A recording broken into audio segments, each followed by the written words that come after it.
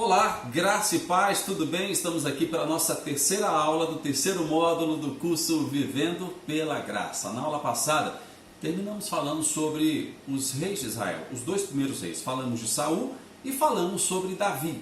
E hoje eu quero falar sobre o homem segundo o coração de Deus, Davi, que foi o reforço da nova aliança de Deus para com o homem. Bom, quem foi o rei Davi?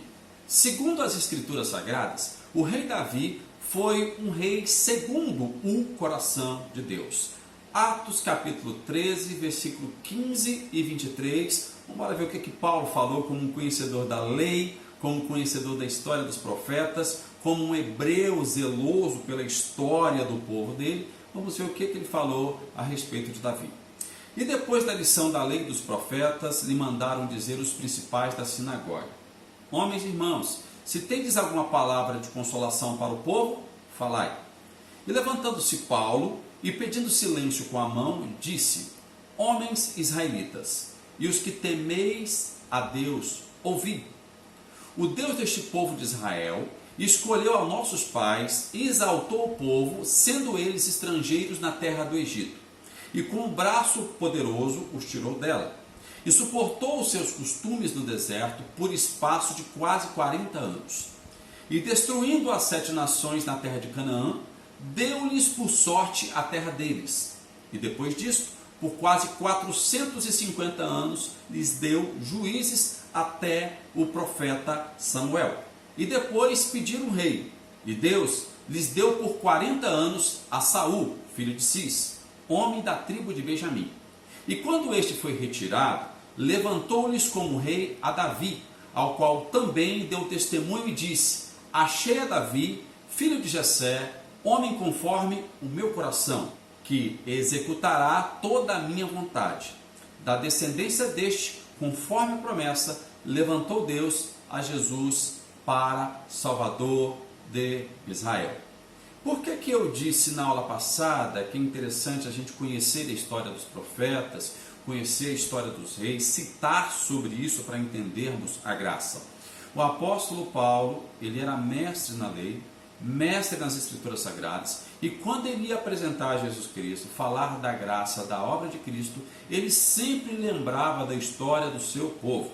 E é exatamente por isso que eu estou me dedicando a este conhecimento e trazendo eles até vocês, para que vocês possam compreender com clareza a graça de Deus. Você vai aprender a discernir os tempos e as eras e compreender na realidade a era que você está vivendo hoje, que é a era Kairos, o tempo da graça, o tempo de Deus. Vamos lá. Então Paulo diz que Davi, filho de Jessé, é um homem conforme o coração de Deus, que executará a vontade dele. Algumas versões, principalmente a que está no Velho Testamento, fala que Davi era um homem que agradou o coração de Deus, ok? E sobre uma promessa, Davi ele tem um papel fundamental na nova aliança, porque Deus reafirmou a promessa de um Salvador, do Messias, através da linhagem dele. Ok? Bom, nós falamos a respeito de Davi como descendente de Judá na aula passada. Lembra que Judá ficou com a primogenitura, vamos dizer, física,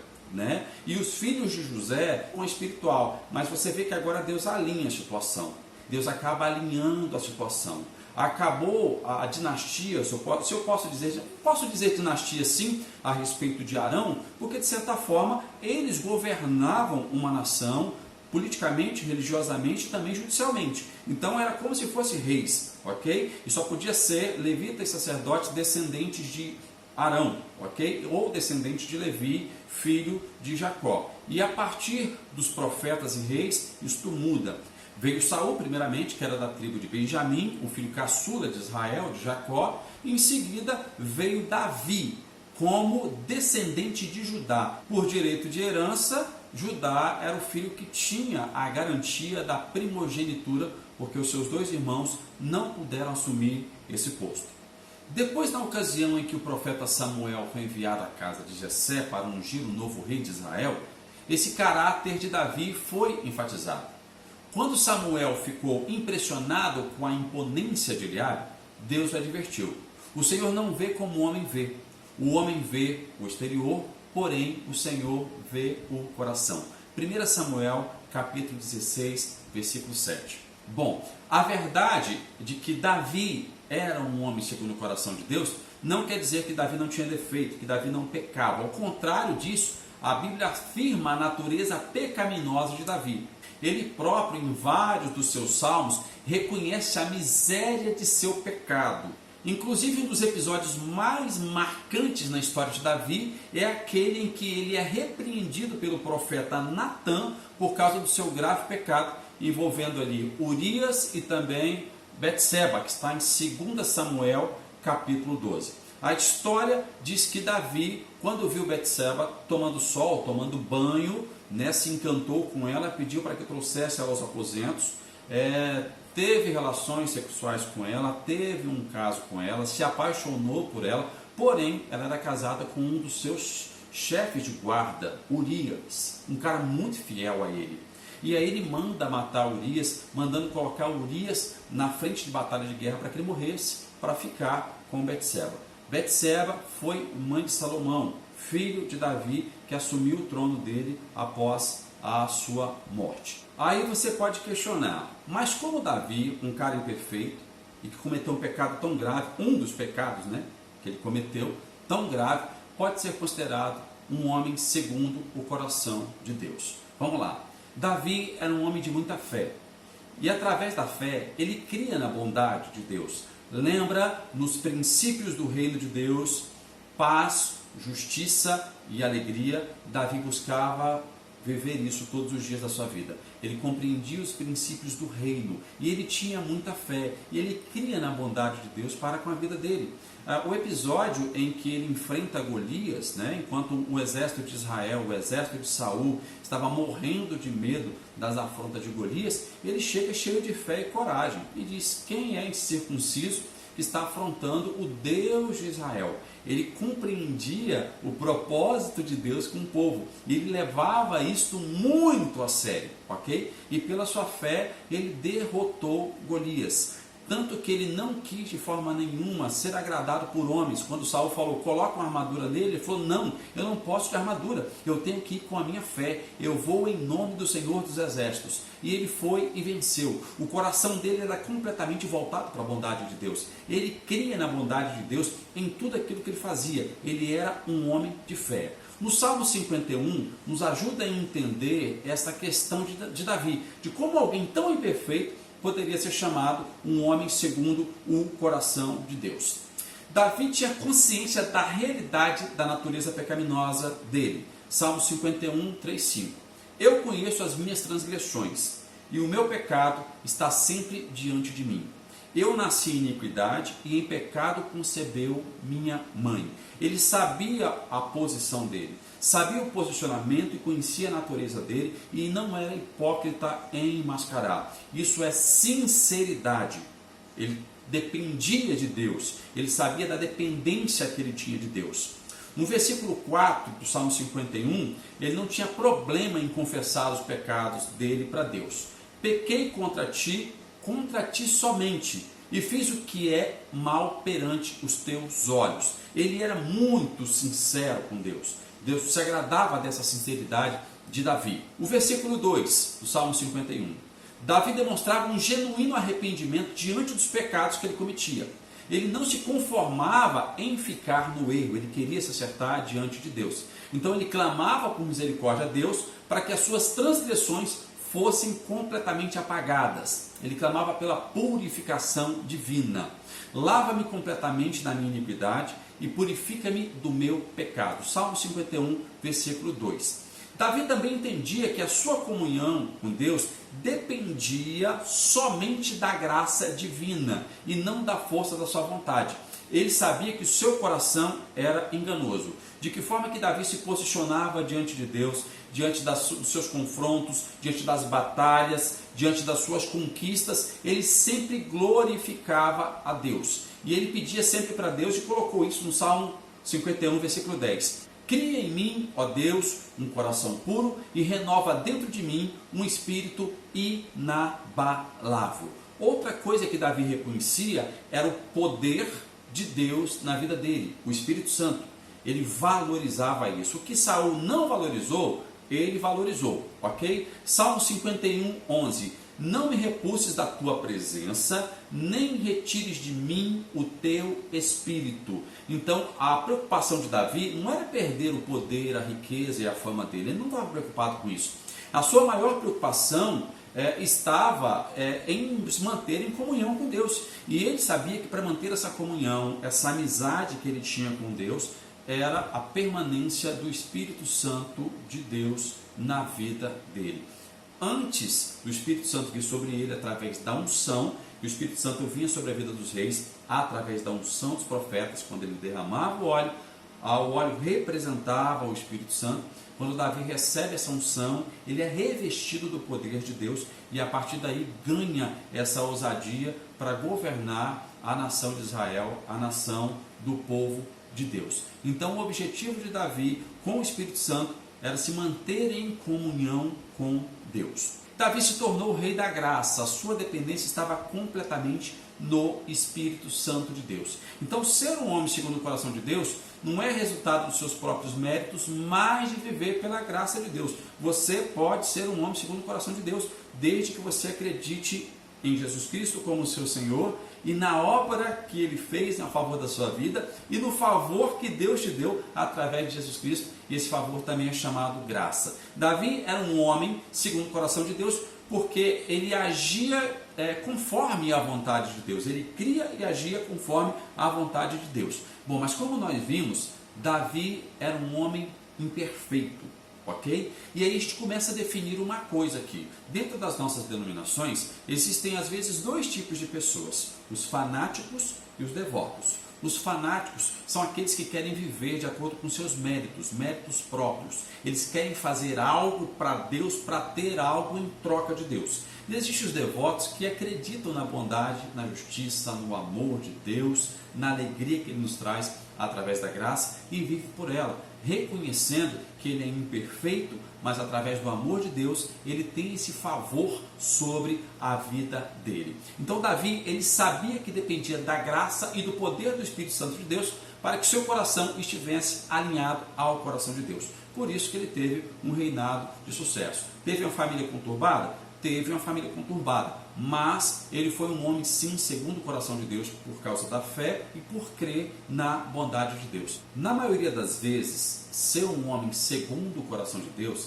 será completamente oposto ser um homem segundo o coração dos homens. Ou agradamos a Deus ou agradamos a homens. Então não tem meio termo. Foi o que aconteceu com Saul. Saul era um homem segundo o coração dos homens, ele queria agradar homens e acabou sendo rejeitado por Deus. Ao contrário de Davi, que sempre queria agradar a Deus. Hoje, caminhar no sistema religioso é agradar a homens. Caminhar vivendo pela graça é agradar a Deus. Porque quando você vive pela graça, você reconhece o favor dele, você reconhece o amor dele. Ou seja, você se sente amado por Deus e ele se agrada disso a partir do momento em que você se considera filho através de Jesus Cristo. 1 Samuel 9, 18, 22 e 15, 24 fala dessa rejeição de Saul por ele caminhar segundo o coração de homens. Bom, o reinado perpétuo de Davi, a descendência espiritual de Davi. 2 Samuel capítulo 7, versículos 12 e 16. Quando os teus dias forem completos e vieres a dormir com os teus pais, então farei levantar depois de ti um dentre a tua descendência, o qual sairá das tuas entranhas, e estabelecerei o seu reino. Este edificará uma casa em meu nome, e confirmarei o trono do seu reino para sempre.